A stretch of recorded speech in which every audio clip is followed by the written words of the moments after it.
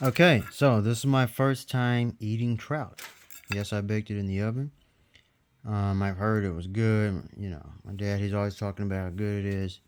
I heard these have bones in them, and I felt the bones in them when I was washing them off.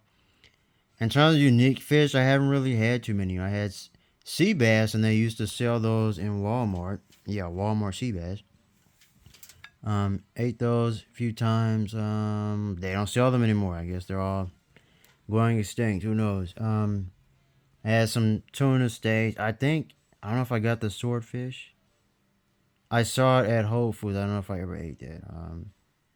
Yeah, and as a kid, I grew up eating like catfish and obviously tilapia.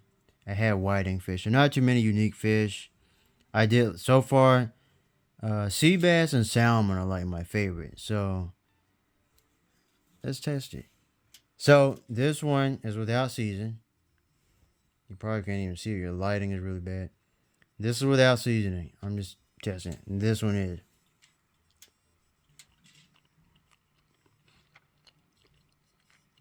And it's good. And this is fresh from HEB. First time buying fish there. So fresh from HEB. And this is with my seasoning. Herbs, black pepper, garlic, some other. I didn't show the seasoning process, and I have some butter on top.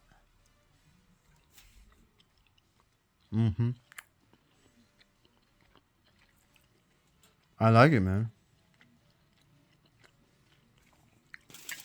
Yeah, I think as long as it's cooked through, I won't taste too many bones or feel too many bones, but it should be good.